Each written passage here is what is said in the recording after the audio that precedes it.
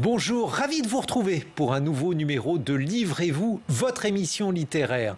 Sur Public Sénat, nous essayons chaque semaine de faire vivre les idées au travers des livres. Et aujourd'hui, c'est une émission exceptionnelle, d'abord parce que je reçois Jean-Noël Jeannet. Bonjour Jean-Noël. Bonjour Guillaume Erner. Pour vous présenter, je pourrais dire que vous êtes mon collègue sur France Culture, puisque vous animez tous les samedis à 10h Concordance des temps, une manière de rappeler aussi que vous êtes historien, vous êtes homme de savoir et de médias, mais aujourd'hui c'est surtout le président du jury du livre d'histoire du Sénat que je reçois. Comment ce prix a-t-il été créé, Jean-Noël Jeannet ? Il a été inventé, il a été porté sur les fonds baptismaux au temps de la présidence de Christian Poncelet, à l'initiative d'un de ses collaborateurs, Alain Méhard. L'idée était qu'il serait opportun, bienvenu, que la Haute Assemblée, par le truchement d'un certain nombre d'historiens, décerne ce prix effectivement à partir d'une idée que je voudrais rappeler. Il s'agissait naturellement de servir Clio, la muse de l'histoire, d'aider à la diffusion de livres importants, mais au nom de trois critères. Il y avait d'abord le plaisir de la lecture, je le mettrai en tête, qu'un livre qui soit accessible à un large public, c'était très, très important. Que d'autre part, il soit bien sûr à la pointe de la recherche, que ce ne soit pas un des nombreux livres qui sont simplement répétitifs. Et puis enfin qu'il ait une portée civique, c'est-à-dire qu'il puisse éclairer un certain nombre des problèmes contemporains remis dans la très longue durée de l'histoire. Et nous sommes naturellement convaincus que cela est indispensable si l'on veut réfléchir et organiser la pensée sous le bombardement des nouvelles qui nous accablent. C'est à partir de ces trois critères que chaque année nous proposons ce prix. René Raymond a présidé le prix pendant les premières années, jusqu'à sa mort, de 2003 à 2007, et après on m'a fait l'honneur de me demander de lui succéder. Dans quelques instants, nous allons donc savoir qui est la personne qui aura l'insigne honneur d'être distinguée cette année.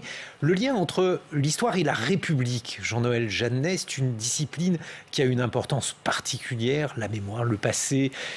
Ce qu'il faut essayer de comprendre dans les années que la République et le monde a vécues.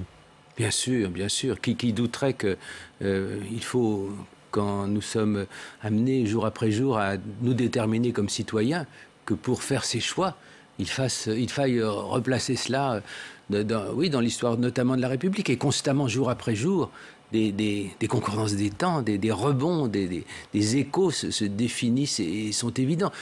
Pour prendre qu'un exemple, les débats sur le fameux article 24 actuellement ne peuvent pas s'éclairer si on ne parle pas de la loi de 1881 en détail. La grande loi sur la presse de juillet 80 qui a vraiment éclairé beaucoup des problèmes qui sont ceux d'aujourd'hui. Si on ne parle pas du moment où on a fait des lois scélérates dans les années 90 parce qu'il y a eu la grande émotion des attentats anarchistes. Heureusement, ces lois scélérates... 1890. J'ai dit, merci. Oui, j'ai dit 1900.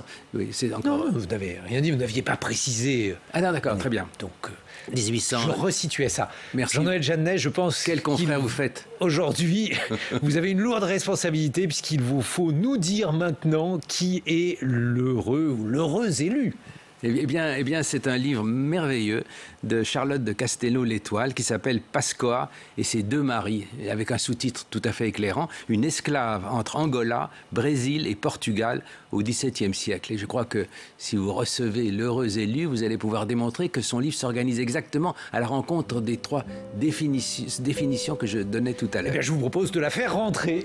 Bonjour et félicitations. Merci. J'espère que l'on va pouvoir donner envie aux téléspectateurs de lire votre livre qui, je dois dire, m'a passionné d'un bout à l'autre. C'est une histoire assez fascinante que vous racontez, Charlotte de Castelnau-l'Étoile, l'histoire de Pascoa. Et je vous propose de nous dire, en fait, comment vous avez été amené à vous intéresser au sort de cet esclave jugé par l'Inquisition pour crime de bigamie.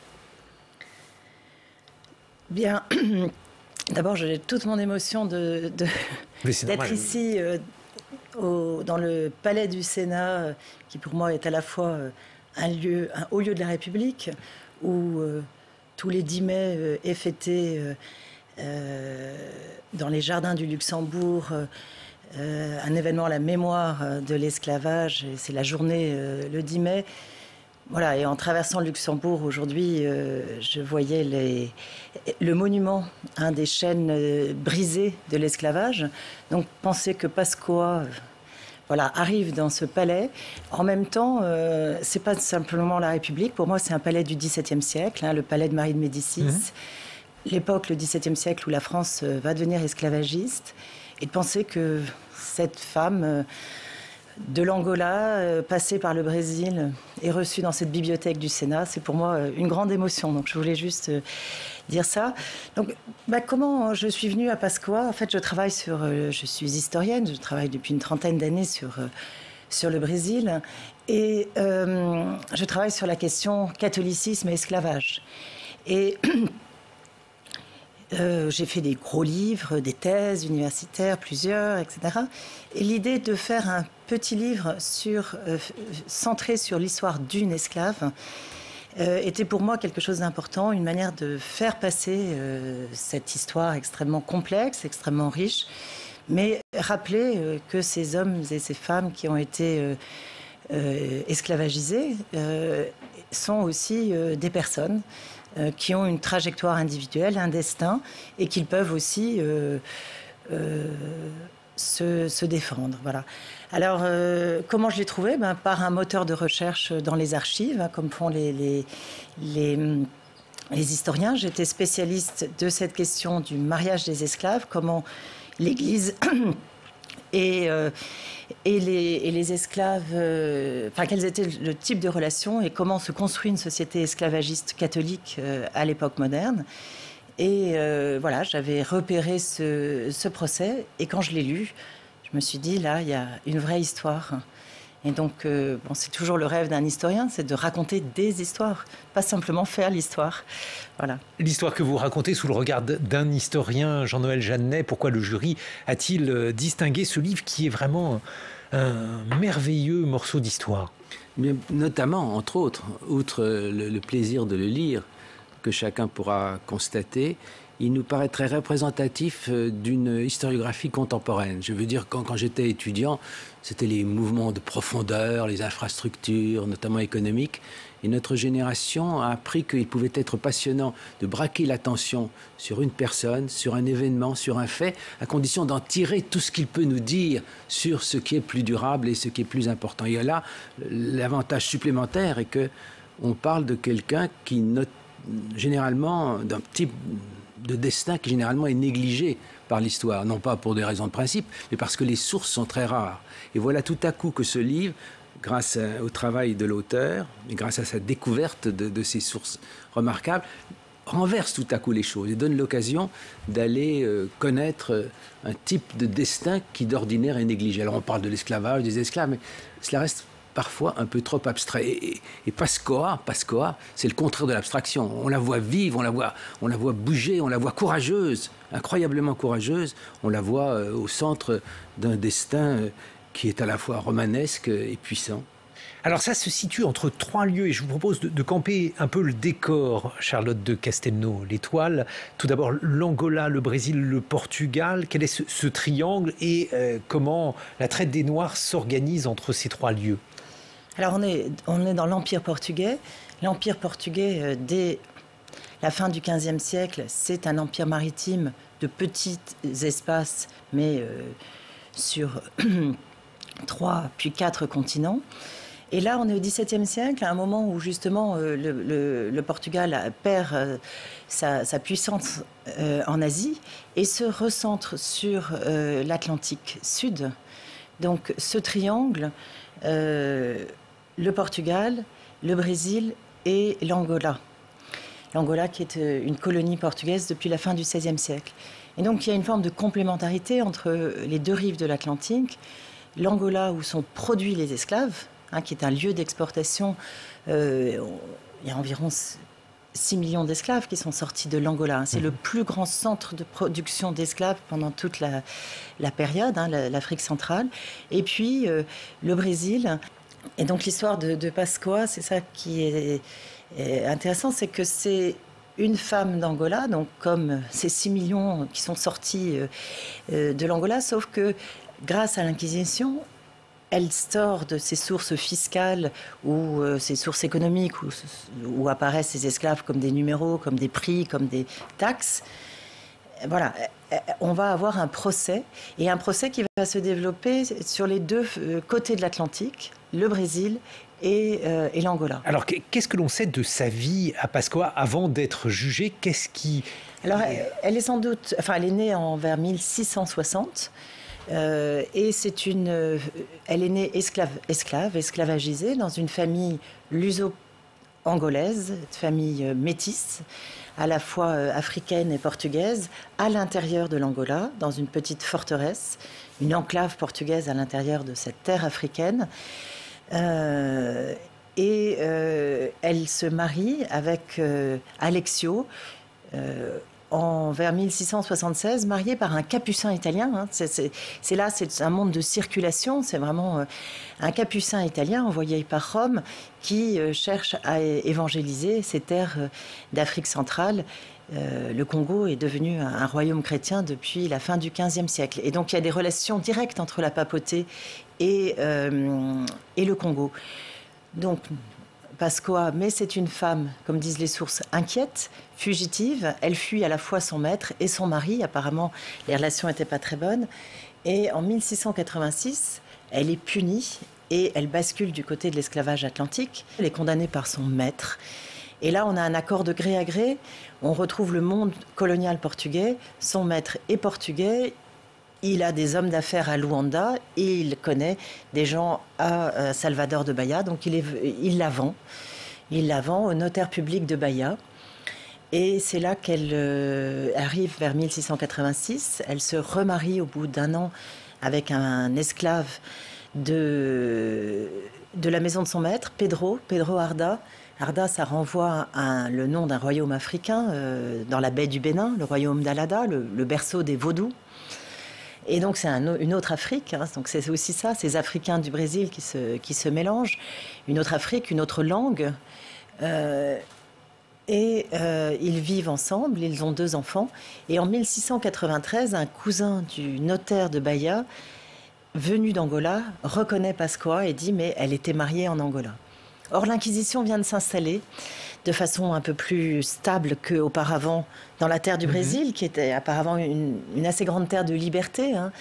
Un certain nombre de convertis du judaïsme sont venus se réfugier au Brésil parce qu'il n'y avait pas l'Inquisition, mais désormais l'Inquisition est là. Et donc le maître va dénoncer Pascoa. Et c'est comme ça que commence une enquête qui, pour moi, est une enquête passionnante parce qu'elle permet... Qui est une enquête passionnante, effectivement. Qui permet de retracer ce monde de l'Atlantique portugais et montrer ce monde de connexion. Hein. On parle de ces premières mondialisations ibériques. Là, on y est. Hein, parce que vraiment...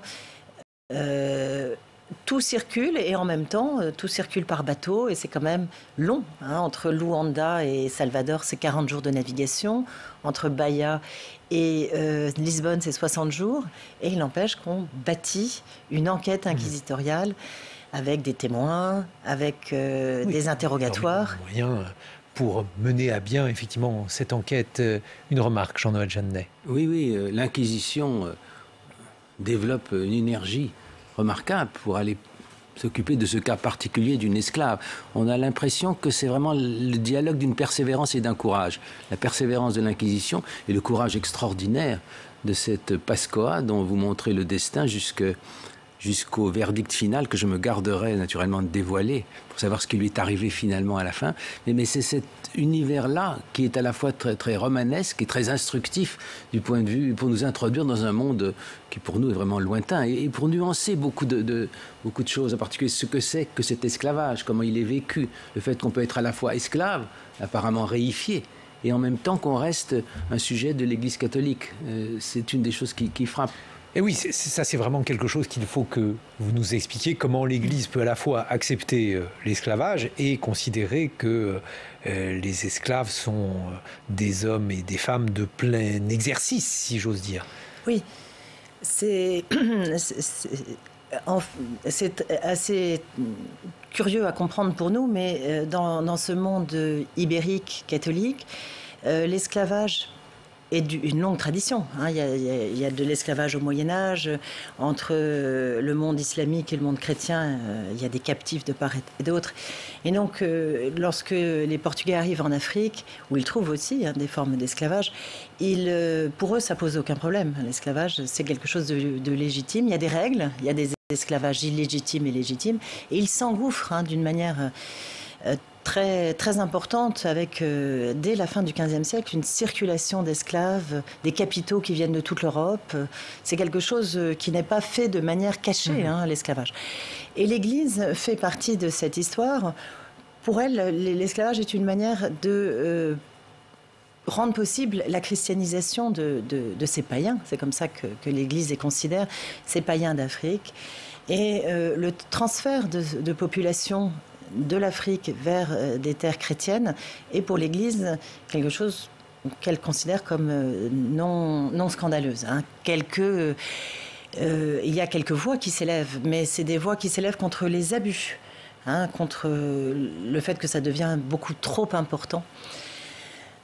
Et dans le cas de Pascoa, donc, l'Église considère que ces hommes et ces femmes doivent être pleinement chrétiens. Et le mariage fait partie de la vie d'un chrétien. C'est-à-dire que le baptême, c'est l'entrée dans l'Église. Le mariage, c'est un élément essentiel pour permettre aux laïcs de vivre chrétiennement.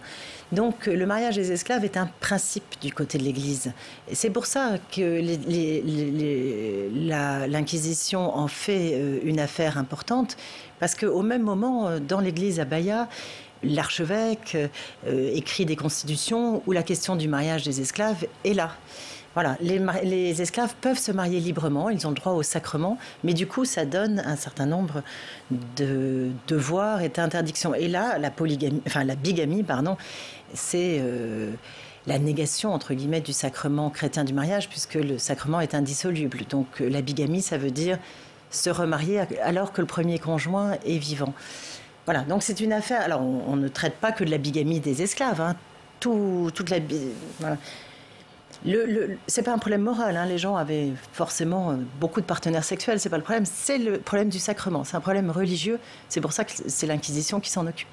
Le monde de Pascoa est un monde très éloigné et je veux parler d'un autre livre, si vous m'y autorisez, Jean-Noël Jeannet, Le Rocher de Sustène, que j'ai là, et ce sont vos mémoires, le premier tome de vos mémoires jusqu'en 1982, vous nous montrez un monde qui est à la fois beaucoup plus proche de nous, bien sûr, et en un sens plus lointain, avec des personnages. Je crois qu'on voit De Gaulle. Et qui sont les autres personnages sur cette couverture? Il y a Madame de Gaulle, à droite du général, mon père, à gauche, et moi-même, effectivement. En décembre 1969, j'ai eu le privilège d'accompagner mon père, qui avait été ministre de Gaulle, et que De Gaulle invitait à venir... selon un rituel qu'il avait instauré pour ceux de ses anciens collaborateurs qui n'avaient pas rejoint Pompidou. Il y a eu Malraux, il y a eu Mesmer, Couve de Murville. Il a convié mon père à venir, ma mère aussi, c'est elle qui a pris la photo. Et il a dit, si un de vos enfants veut conduire la voiture, alors il sera le bienvenu. J'ai eu la chance que c'était moi. C'était la primogéniture mâle à l'époque. Vous conduisiez bien. Oui, c'est un compliment qu'on peut me faire, effectivement. Et donc, c'est en effet au centre de ce livre, qui est un livre où j'ai utilisé le fait que j'avais pris beaucoup de notes depuis mon adolescence, et que par conséquent, cela m'aidait à restituer ce que j'avais vécu. La chance aussi d'avoir, c'est vraiment une chance, ce n'est en rien un mérite, d'avoir été, du fait que j'étais dans une famille à la fois universitaire et politique, à même d'observer beaucoup de choses depuis la coulisse. Mais alors justement, j'aimerais savoir, vous qui avez écrit tant de livres d'histoire, on vous doit par exemple un fantastique livre sur l'attentat du Petit Clamart, comment cette fois-ci écrire sa propre histoire? Ça m'a intéressé effectivement, comment peut-on prendre la distance nécessaire? Écoutez, on prouve le mouvement en marchant. Mais c'est vrai que je me suis dit qu'ayant été en position d'observer des événements historiques assez nombreux, par exemple, je me suis trouvé au moment de Vatican mécréant au concile, je me suis trouvé à côté de mon père qui était ambassadeur en Algérie au début de la guerre d'Algérie, j'ai fait un grand voyage autour du monde au moment de la révolution culturelle en Chine. J'ai été professeur, assistant à Nanterre, donc j'ai pu restituer cela. Je raconte aussi mon mai 68, tel que j'ai pu le vivre. Donc oui, j'ai eu envie de raconter tout ça avec l'idée que j'étais déjà un peu distancié, mais je ne prétends pas du tout être objectif. c'est mon regard que j'ai suivi rétrospectivement, c'est ma façon de raconter tout ça. Et je m'arrête au moment où, à 40 ans, je deviens président de Radio France, mon cher Guillaume Erner. Voilà un destin, le destin de Pascoa que vous racontez, Charlotte de Castelnau. L'Étoile pose une autre question, parce que finalement, comment on fait, alors cette fois-ci non pas pour raconter sa propre histoire, mais pour raconter au contraire une histoire d'un monde qui finalement nous est si étranger, obéit à des lois, heureusement d'ailleurs si lointaines des nôtres. C'est la vocation des historiens, justement, de se plonger dans des mondes qui sont très différents, d'essayer de les comprendre, de travailler avec des traces, les sources, et de croiser les sources, d'essayer d'être le plus proche d'une vérité, d'une réalité. Et en même temps, c'est ça que j'ai voulu donner, montrer le raisonnement de l'historien, voir comment on construit du savoir. C'est un savoir... voilà, il faut à la fois une forme d'imagination et en même temps une rigueur très grande, parce que rien ne doit sortir des documents, rien ne doit... voilà, je pense que c'est une forme d'imagination très particulière, l'histoire. C'est se donner des limites, des contraintes, et puis ensuite... Alors, le monde, bien sûr, quand on est dans la bibliothèque du Sénat, on est très loin de Pascoa. Mais quand on est au Brésil, et j'ai vécu pas mal au Brésil, on rencontre des Pascoa, hein, des descendants, et le monde là, il est encore là, d'une certaine façon. Voilà. Dans Livrez-vous, on est là pour vous aider à choisir des livres et à choisir vos lectures, et justement pour poursuivre et prolonger les conversations que nous avons eues. Voici un choix qui est fait en partenariat avec le Centre national du livre qui accompagne notre émission. C'est le choix d'Yannick Lerible. Il est libraire à la librairie Le Divan à Paris, et il va vous proposer 3 livres qui vont parfaitement compléter ce que nous venons de dire.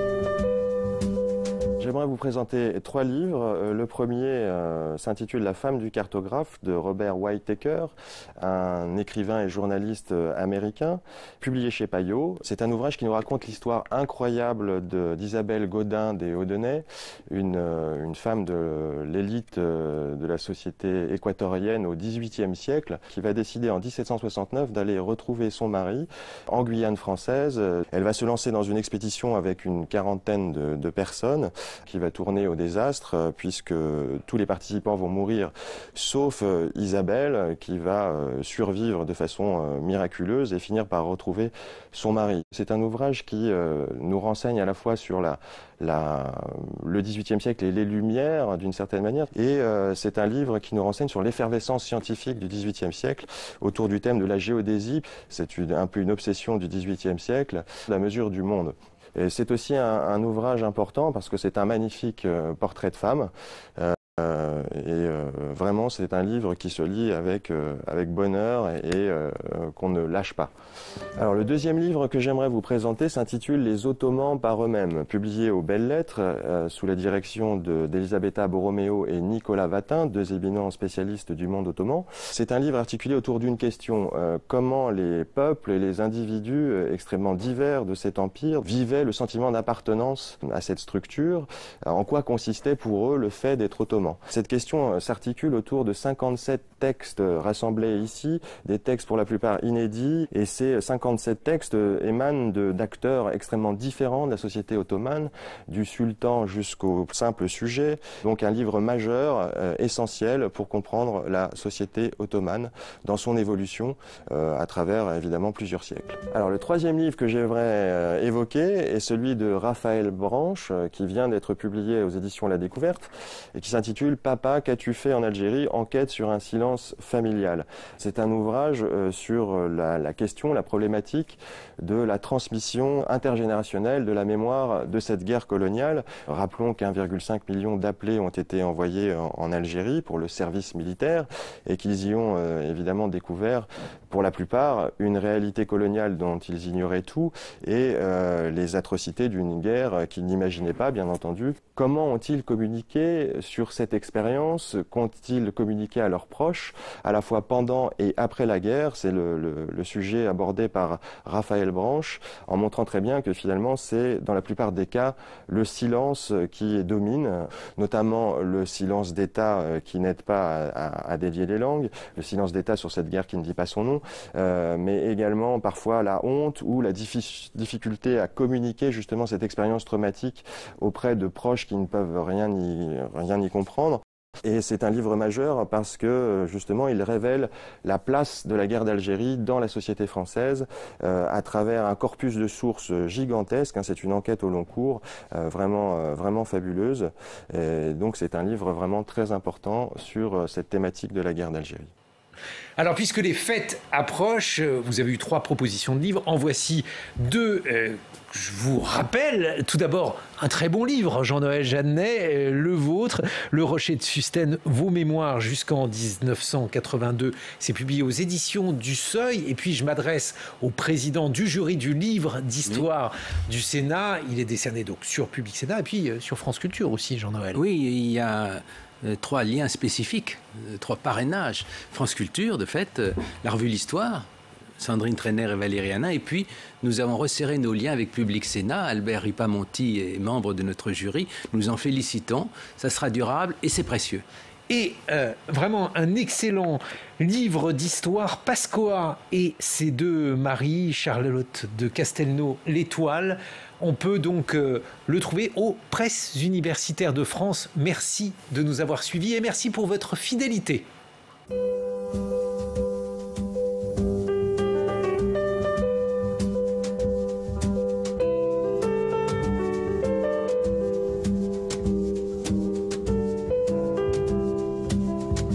Public Sénat, en partenariat avec France Culture et avec le soutien du Centre national du livre, vous a présenté Livrez-vous. Revoir ce programme en replay sur publicsénat.fr.